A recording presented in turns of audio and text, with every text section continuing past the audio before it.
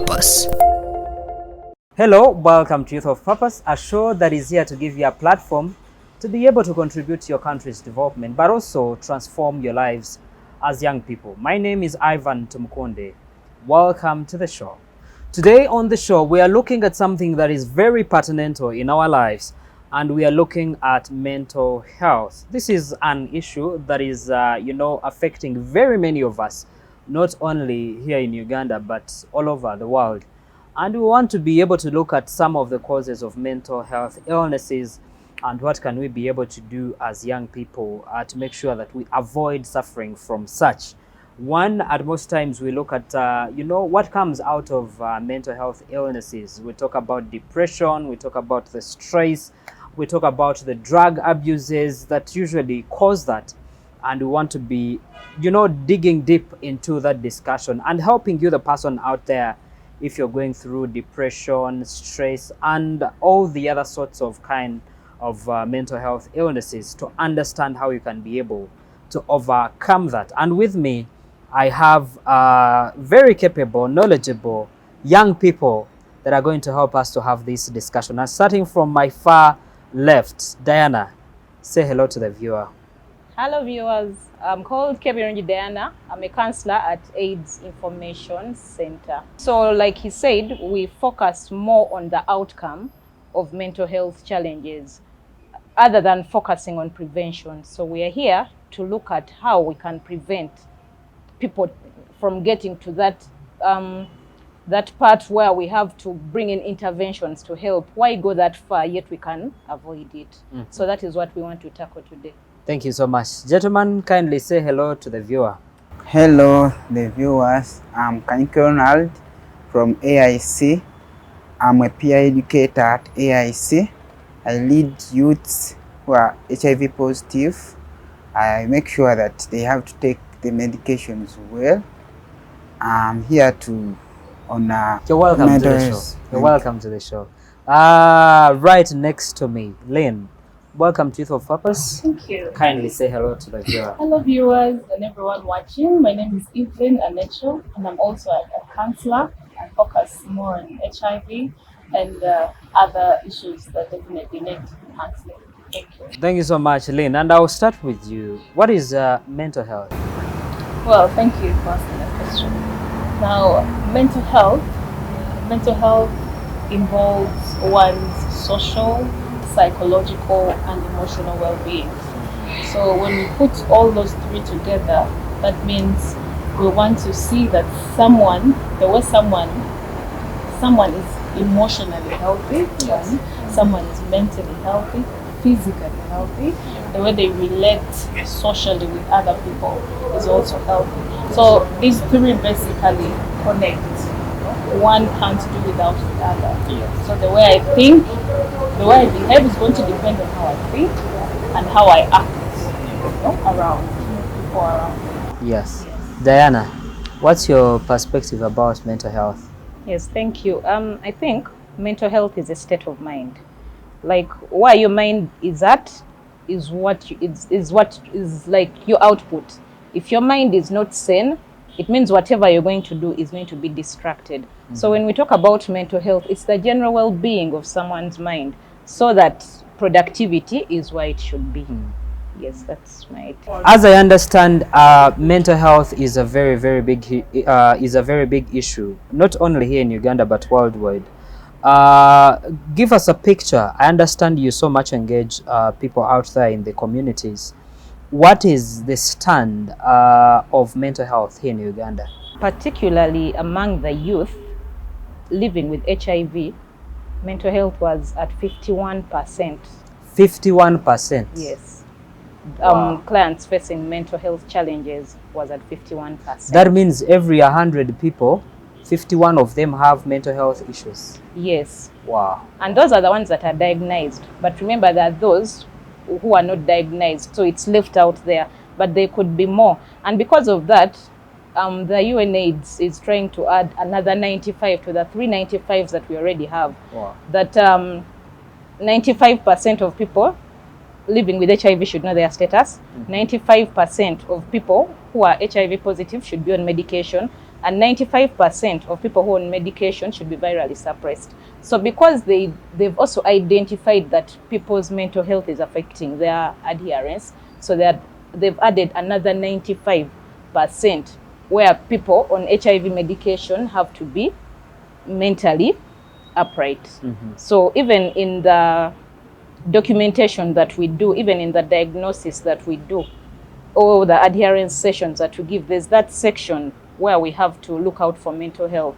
So the Ministry of Health is trying to integrate mental health services into HIV services to see that much as these people are on medication, their mental health should also be on point. Wow. You're a peer educator. Coming to you as an individual, have you gone through any mental health issue? Yes. When I was still young, I lost all the parents. So I grew up from the certain project called African Renewal Ministry. So when I was there, I was taken to the school to start schooling, but I've been asking myself, why is it me? I don't have parents. Not only that, I was initiated on art. So when I was young, someone discovered that I'm HIV positive. So initiated me. They referred to me to How old were you? I was around 5 years. And you were in school?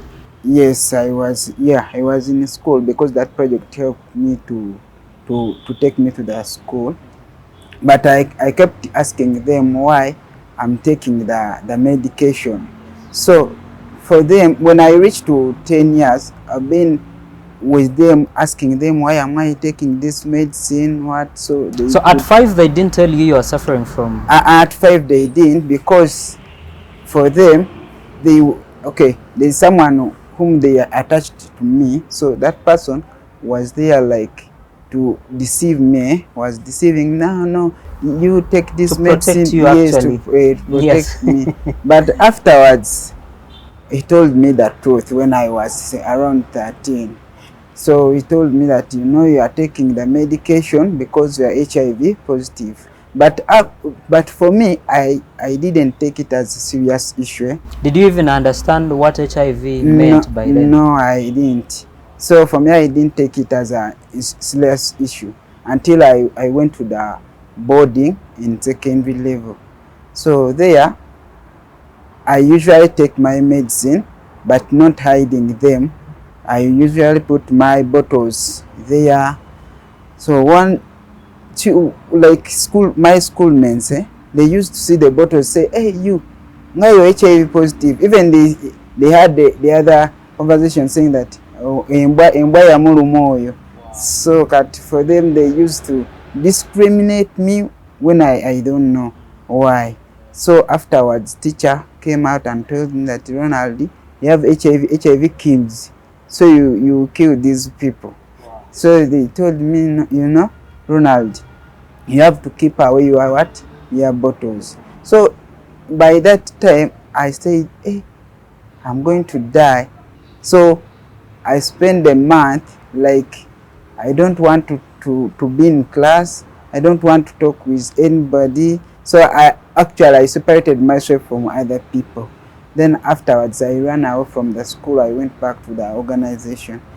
I told them that I will not continue with school, because by then I was in senior theory. I said, no, I will not go back to school because everyone is like... They tell you you're going to die. Yes. So even on that organization, I ran away. I said, no, let me go to Kampala.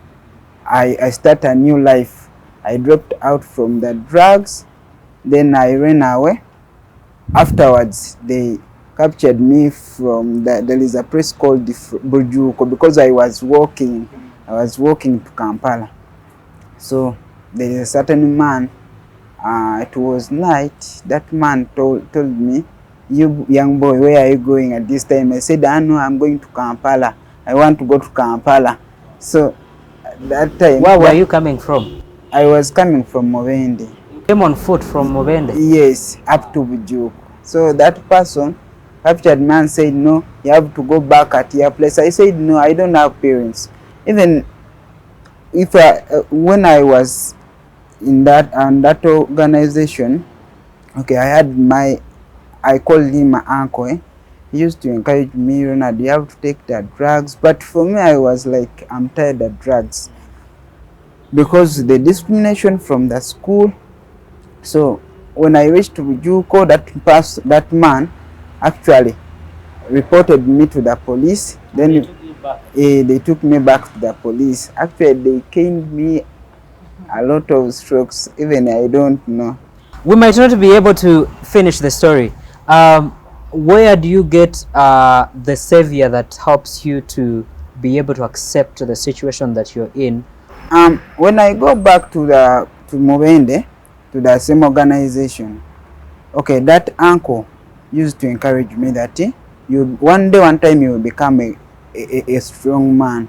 You become something in the world. So you have to take the medication. Whatever people they are saying, even others they are taking theirs, but they can't say that we are taking the medication. So I grew up knowing that one time I become someone.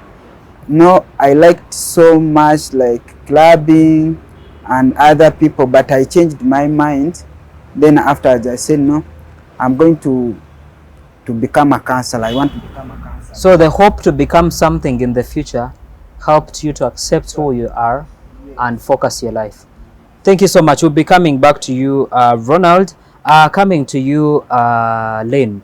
What are some of the most causes of mental health illnesses? Oh, thank you. Now, you see, with mental health, we can't say there's a list of causes because it varies from person to person and where someone, depending on where the person is staying, or situated. Now, for instance, we have a clear example. My colleague has just talked about being HIV positive. That is one, and it's one of the major causes of mental health breakdowns among the youth. One, for example, not everyone who has the sickness or is HIV positive is getting the mental health they need. Some of them don't even know that they're HIV positive, for instance. They just find themselves sick, being discriminated, especially the young ones. They are not told that you are suffering from this and this and this. You need such kind of help. So we have those illnesses, for example, and then we have maybe traumatic events. Maybe if someone was sexually assaulted, for example, someone who has been in socially hostile areas. Talk about people who have been in war zones, And then we also have the issues of self-esteem. Someone has a low self-esteem. They can't be themselves. They don't believe in themselves. They are always looked down upon. So that alone can force someone to go into a corner and, in the end, get mental breakdown. Yes, and many others. We have issues to do in school. People don't perform well in school. Those are all reasons for them. So you can say bullying in school, stigmatization like he faced. There are many others. We go in for a short break. We'll be right back and we'll be talking to Diana basically to share with us some of those common mental illnesses that she's been able to encounter with the people that she meets in the communities where she works. We'll be right back.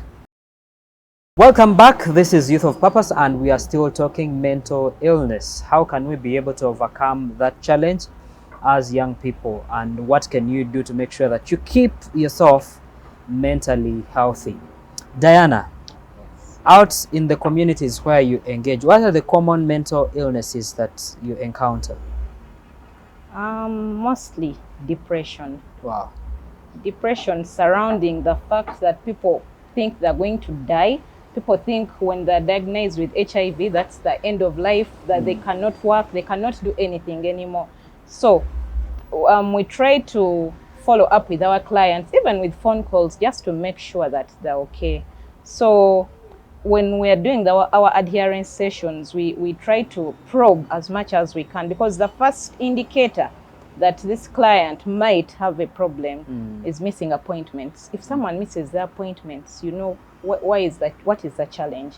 Then even in the viral load, if we see some copies, because the desired is to have it to be virally suppressed, but most importantly, to have a target that is not detected. Yeah. So that is what we look at mostly. So if we start seeing copies in your viral load, that is when we know there's a problem somewhere. Yeah. So that is where we start from, and before someone gets to being non-suppressed, because when you're non-suppressed, it means there's something we missed, Yeah. and now we're already at the extreme. But if we could capture it here at the beginning, so in those sessions, we ask people who they stay with, the work they do, because sometimes you're staying with people who are stigmatizing you, Yeah. people who are just making HIV take a toll on you. So we need to know who you're staying with, if they're supportive. We need to know the job you do, because sometimes the work you do, there are these people who sell things, and KCCA is always capture, Yeah.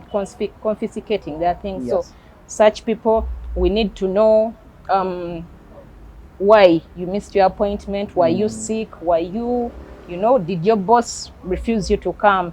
So after digging into all those issues, then we ask if they know why they're taking medication. And some people who will be like, I'm just taking because I was told. So they don't know the purpose of taking the medication. So it is then that we identify that there's a problem somewhere. Then we encourage our clients to speak out, because they say a problem shared is a It's a problem. problem solved. Yes. Yeah. So when you come here and you don't share the problem, we may not give you like a real solution. Sometimes it's financial, but at least sometimes I've been through it, or there's someone who has been through it. So at least I can give it's you. a young girl. She's gotten pregnant and she can't open up to anyone. Yes. She's been assaulted. She's been raped, but they can't be able to open up because of the fear of And what the the stigma it and the comes stigma with. that comes with Yes. that. Coming to you, Lynn, what are some of the signs that I can be able to see and I tell that someone is suffering a mental health illness apparent out there? How can they be able to tell that my child has a mental health issue? A teacher in a school, how can they be able to tell? Also an employer, how can they be able to tell that maybe one of their employees is having a mental health issue? Well, for starters, to talk about depression in particular first. Now, depression, some of the signs and symptoms of depression, we have seen people keep to themselves. Someone doesn't Isolate. Yes, they isolate themselves from the rest of the company. They want to keep to themselves. They are mostly sad. You know? You look at this person, and even in events where they would be generally happy, this person is sad, and then they don't want to associate with others. You know? They don't want to associate that. They just want to keep to themselves. And then activities which you think this person would generally, involve themselves into, they don't want to. And then, so that is to do with depression, some of them. But generally, we need to monitor how people treat themselves. Some people don't take care of themselves completely. They give up on themselves, they neglect themselves. Those who had dreams completely give up. Yes, they don't want to follow the dreams they had. And yet, at one point, this person actually had dreams, they had visions, they wanted to be someone in life, but all of a sudden, this changes. Yes, they give up. So, their eating habits, we need to monitor how someone eats. If someone has been eating well or not well, all of a sudden, They lose appetite. They lose appetite, but also they are eating disorders. If someone has an issue, there is where some people resort to eating. And in most cases, eating either makes them go obese, or in the long run, they get medical issues to do with overweight. Yes, so those are some of the reasons. And then generally, people just don't want to be among others. So we For students, for example, if it's in a school, yes. how can you be able to tell that this student has a mental health issue? Now in school, the best thing to pay attention to is the performance of the child. You look at how the scale on which this person has been performing. If all of a sudden they drop when they have been performing well, we need to probe, we need to understand what exactly is happening. If they're a desk scholar, maybe something is happening at home that we, a teacher in school, may not know. Yeah. But if we have their senior women, I don't know if now they are counselors in school, but it would be important to speaking about counselors. It would be important to and get them in school. So you want to know why exactly is this child not performing well? They no longer go to play. They no longer go to play. They no longer perform the way they used to perform. They don't participate in class. They're raising hands. So that, and then also if the activities in school, they don't want. They just want to keep to themselves. That's from the outside. How can I be able to tell that I have a mental health illness? Personally, as a person, yes. Now, like we say, most people may not even know. Some people don't know how to actually say that they're suffering from this and this. But I believe speaking or talking to someone is key when it comes to mental health.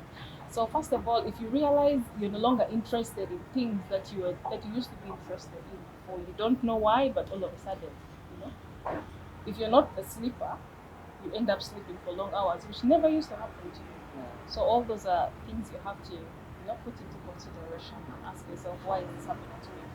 And also, most importantly, find someone to talk to. You may not understand yourself, but look out for someone who's ready to listen and who might help you, link you to someone who's able to help. Sure. Great. Coming to you, Diana. Yes. Basically, you know that you have a mental health illness, or else someone has been able to tell that you have an issue. What should I do after finding out someone has a mental health problem? Luckily, some mental health conditions can just go away by if you talk to someone about it. There's some that are not extreme that you need to go on medication. So for those that are manageable, we keep discussing and then doing follow-ups. We don't just, and we review. Every time you come back, we see how far you've come. We see the changes.